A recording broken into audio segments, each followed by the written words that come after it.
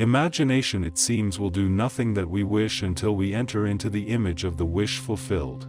The secret of creation is the secret of imagining, first, desiring and then assuming the feeling of the wish fulfilled until the dream of fancy, the void outside existence, is entered and englobes itself and becomes a womb, a dwelling place and garden fruitful 70-fold.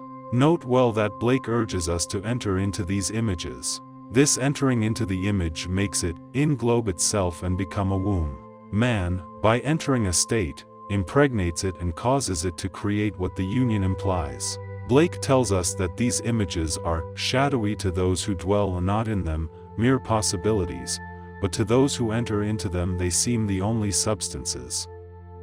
On my way to the West Coast, I stopped in Chicago to spend the day with friends. My host was recovering from a severe illness and his doctor advised him to move to a one-story house. Acting upon the doctor's advice, he had purchased a one-story house suited to his needs, but he now was confronted with the fact that there seemed to be no buyer for his large three-story home. When I arrived, he was very discouraged. In trying to explain the law of constructive imagining to my host and his wife, I told them the story of a very prominent New York woman who had come to see me concerning the rental of her apartment. She maintained a lovely city apartment and a country home, but it was essential that she rent her apartment if she and her family were to spend the summer at their country home.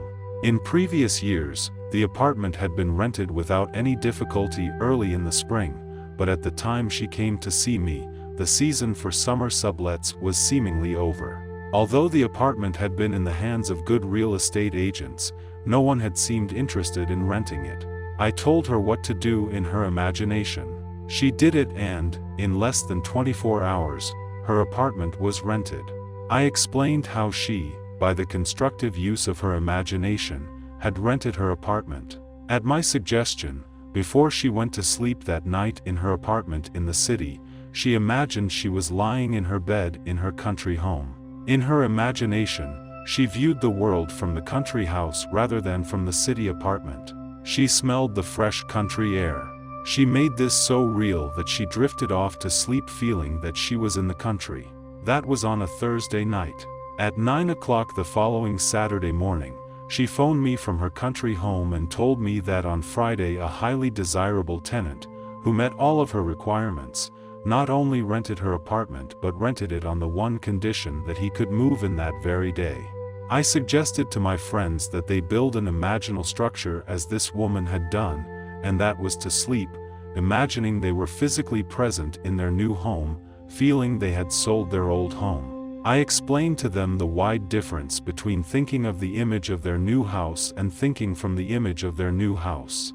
Thinking of it is a confession they are not in it. Thinking from it is proof that they are in it. Entering into the image would give substance to the image. Their physical occupancy of the new house would follow automatically. I explained that what the world looks like depends entirely on where man is when he makes his observation. And man, being all imagination, must be where he is in imagination.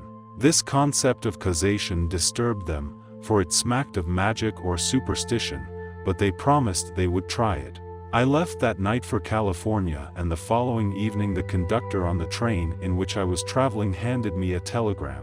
It read, "House sold midnight last." 1 week later, they wrote and told me that the very night I left Chicago they fell asleep physically in the old house but mentally in the new, viewing the world from the new home, imagining how things would sound if this were true. They were awakened that very night from their sleep to be told the house was sold.